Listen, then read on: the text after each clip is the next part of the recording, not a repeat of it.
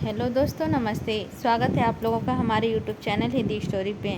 आज हम लोग परीक्षा गुरु उपन्यास का प्रकरण 35 कवर करेंगे। इसके पहले का सारे एपिसोड मेरे चैनल पर अपलोडेड है। यदि आप लोग देखना चाहें तो उसे जाके देख सकते हैं। तो चलिए बिना लेट किए हुए हम लोग शुरू करते हैं। परीक्षा गुरु उपन्यास का प्रकरण 35, स्तुति निंदा का भेद।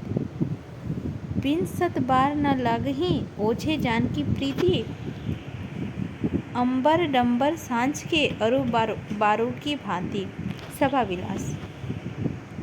दूसरे दिन सवेरे लाला मदन मोहन नित्य कृत्य से निपटाकर अपने कमरे के एक बल्ले बैठे थे। मन मुरझा रहा था, किसी काम में जी नहीं लगता था। एक घड़ी बस 1 बरस के बराबर बीती थी। इतने में अचानक घड़ी देखने के लिए मेज पर दृष्टि गई तो घड़ी का पता ना पाया। यह क्या हुआ? रात को सोती बार जेब से निकालकर घड़ी रखी थी, फिर इतनी देर में कहाँ चली गई? नौकरों को बुलाकर पूछा तो उन्होंने साफ जवाब दिया कि हम क्या जाने आपने कहाँ रखी है। जो मोह को करना हो तो यूं ही कर दे, वृद्धा चोरी क्यों लगाते हैं? लाचार मदन मोहन को चुप होना पड़ा, क्योंकि आप तो किसी जगह आने जाने लायक ही ना थे। सहायता का कोई आदमी पास ना रहा। जवाहरलाल की तलाश कराई तो वह भी घर से अभी नहीं आए थे। लाला मदन मोहन को अपाजहों की तरह अपनी पराधीन दशा को देखकर अत्यंत दुख हुआ, परंतु क्या कर सकते थे। उनके भाग्य में उनका दुख बांटने के लिए इस समय बाबू बैजनाथ आ पहुँचे। उनको देखकर लाला मदन मोहन के शरीर में प्राण आ गया। लाला मदन मोहन ने आंखों से आंसू बहाकर उसने अपना सर्व दुख कहा और अंत में अपनी घड़ी जाने की हाल कहकर इस काम में सहायता चाहिए। आपका हाल सुनकर मुझे बहुत खेद है। मुझे चुन्नीलाल की तरफ से सर्वदा ऐसा भरोसा न था।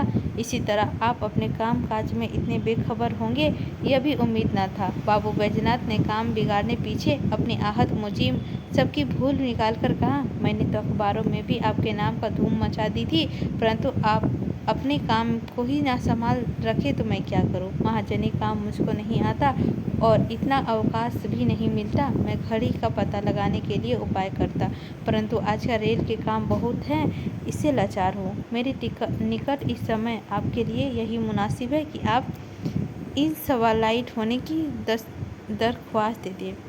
अच्छा बाबू साहब, आपसे और कुछ नहीं हो सकता तो आप केवल इतनी ही कृपया करें कि मेरी घड़ी जाने की रपट कोतवाली में लगाते जाएं। लाला मदन मोहन ने गिड़गिड़ाकर कहा, मैं रेलवे कंपनी का नौकर हूँ, इस वास्ते कोतवाली में रिपोर्ट नहीं लिखा सकता, बल्कि प्रकट होकर किसी काम में आपको कुछ सहायता नहीं दे सकता।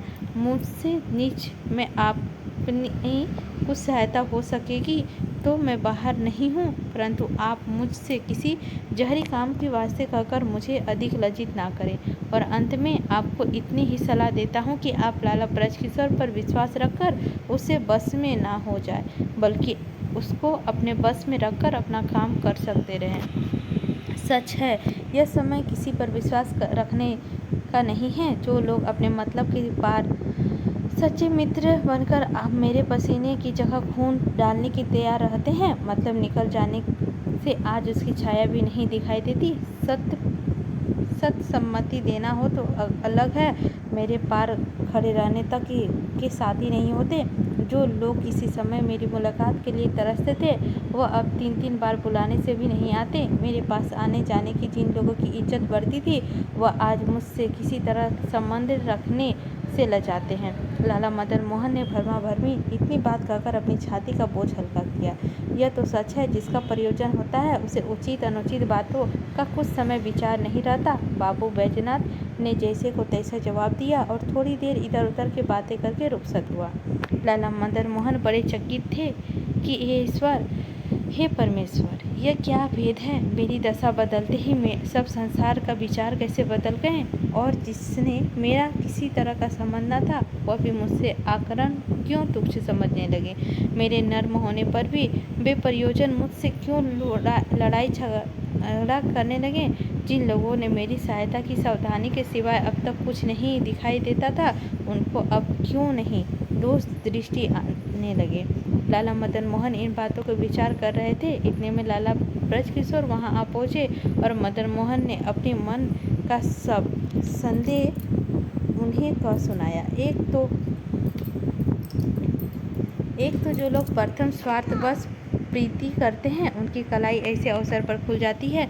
दूसरे साधारण लोग की स्तुति निंदा कुछ भरोसे लायक नहीं होती।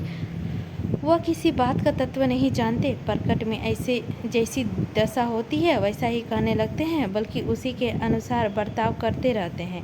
इससे साधारण लोगों की प्रतिष्ठा योग्यता के अनुसार नहीं होती, गर्व अथवा जाहरदारी के अनुसार होती है। और गर्व अथवा जाहरदारी के पर्दे तले घोर पापी अपने पापों को छिपाकर कर्म में प्रतिष्ठित लोगों में मिल सकता है, बल्कि प्रतिष्ठित लोगों से मिलना क्या, कोई पूरा चालाक मनुष्य हो तो यह गर्व का भरम और जाहरदारी का बर्ताव से गर्व तक पैदा कर सकता है। ऐसा मनुष्य पहले अपने गर्व अथवा योग्यता का झूठा परपंच फैलाकर लोगों के मन में अपना विश्वास बैठाता है और विश्वास हुए पीछे कमाई का अनेक राह सहज में उसके हाथ आ जाती है। लोग उसको अपने आप धीरने लगते हैं। कभी कभी ऐसे मनुष्य अपनी धूर्तता से सच्चे योग अथवा धनवानों से बढ़कर काम बना लेते हैं। यथापि अंत में उन्हीं कलाई बहुधा खुल जाती है। परंतु साधारण लोग केवल वर्तमान दशा पर दृष्टि रखते हैं। जिस समय जिनकी उन्नति देखते हैं, उन्नति का मूल कारण निश्चय किए बिना उसकी बड़ाई करने लगते हैं। उसके सब काम बुद्धिमानी से समझते हैं। इसी तरह जब किसी की प्रकट में अवनीति दिखाई देती है तो उसे वह मूर्खता समझते हैं और उसके गुणों में भी दोषारोप करने लगते हैं। सच समय में उन्हें भूल ही भूल दृष्टि आती है। सो आप प्रत्यक्ष देख लीजिए कि जहाँ तक सर्वसाधारण का प्रकट में आपकी उन्नति का रूप दिखाई देता था, उनका गर्व, अपना वैभव, अपना यश, आपकी उदारता, उनका सीधापन, आपकी मिलनसारी देखकर वह आपका आचरण अच्छा समझते थे, अपनी बुद्धिमानी की प्रशंसा करते थे, आपसे प्रीति रखने थे। जब आपको यह झटका प्रकट में आपकी अवनीति का समान दिखाई देने लगा, झट उसकी राह बदल गई। आपके बड़कपन के बदले उसे मन में धिक्कार उत्पन्न हुआ। उसकी अतिथ्यशीलता, अधूर दृष्टि, अप्रबंध और आत्मसुखपरता आदि दोष उसको दिखाई देने लगे। आपके बने रहने पर उन लोगों को आपसे जो आशाएं थी और उन आशाओं के कारण आपसे सर्वथा की जितनी प्रति थी वह उन आशाओं में नष्ट होते ही सांसद छाया के समान उसके हृदय से जाती रही, बल्कि आशा भंग होने का एक प्रकार खेद हुआ। फिर जब साधारण लोगों का आप या प्रिय हो, मुंशी चुनीलाल, शंभुदयाल आदि आपको यूं अकेला छोड़कर चले जाएं, जब आपके छोटे नौकर निडर होकर आपके माल को लूट मचाने लगें, तो चीज़ जिसके पास हो उसका मालिक बन बैठे, इसमें कौन आश्चर्य है। अच्छा, अब आगे के लिए आप कहें, जैसे कहूँ उसका कुछ प्रबंध हो तो अवश्य होना चाहिए, लाला मदन मोहन ने गिड़गिड़ा कर कहा। इस पर लाला ब्रजकिशोर घर के सब नौकरों को धमकाकर बड़े क्रोध से कहने लगे, आज सवेरे से इस कमरे के भीतर कौन कौन आया था, उन सबके नाम लिखवाओ। मैं अभी कोतवाली से रुका लिखता हूँ। वह सब हवालत में भेज दिए जाएंगे और उनके मकान का अनेक संबंधियों समेत तलाशी ली जाएगी।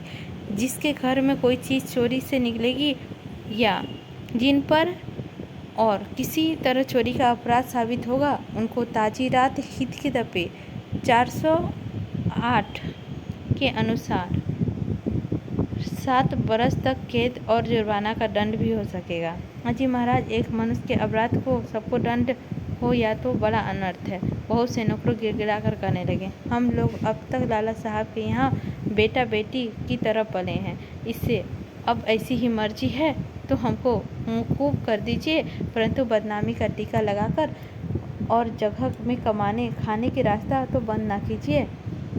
हाँ, यह तो सफाई से निकल जाने का अच्छा ढंग है, परंतु इस तरह तुम्हारा पीछा नहीं छूटेगा। जो तुम लाला साहब के यहाँ बेटा बेटी की तरफ पले हो तो तुमको इस समय यह बात कहनी चाहिए। तुम इस समय लाला साहब से अलग होने में अपना लाभ समझते हो, परंतु यह तुम्हारी भूल है। इसमें तुम उल्टे फंस जाओगे। लाला ब्रजकिशोर ने सींग की तरह गरज कर कहा, अच्छा, हमको सांझ तक की छुट्टी दीजिए, हमसे हो सकेगा जहाँ तक हम घड़ी का पता लगवाएंगे। नौकरों ने जवाब दिया, तुम लोग यह बहाना करके अपने घर से चोरी का माल दूर किया चाहते हो, परंतु मैं घड़ी का पता किए बिना तुम कभी ढीली नहीं छोड़ूंगा। मैं अभी कोतवाली का रुक्का लिखवाता हूँ। यह कहकर लाला ब्रजकिशोर सचमुच रुक्का लिखने गए। जिन लोगों ने सवेरे मदन मोहन से बात पर कुछ ध्यान नहीं दिया था, वही इस समय ब्रजकिशोर का सारे सी धमकी से मदन मोहन पाँव पकड़ के रोने लगे। तुलसीदास जी ने कहा है, शूद्र गमाल ढोल पशु नारी सकल ताड़का के अधिकारी। भाई, इनको सांझ तक अवसर दे दो। जो तुम अब कहना चाहते हो शाम को कह लेना। लाला मदन मोहन ने पिघलकर अथवा किसी गुप्त कारण में दबकर कहा, आपको किसी की रियासत हो तो आप नित्य में भले ही उनको कुछ इनाम दे दें, परंतु प्रबंध के कामों में इस तरह अपराधियों पर दया करके अपने हाथ से प्रबंध ना बिगाड़े। ये लोग आपको क्या कर सकते हैं? मनुस्मृति में कहा है, दंड विषय संभ्रम भये, वर्ण दोष है जाय, मचे उपद्रव देश में, सब मर्याद न साय। सादी कहते हैं, पापनी माही दया है ऐसी, सज्जन संग कुटदता जैसी। लाला ब्रजकिशोर ने कहा, खैर, कुछ तो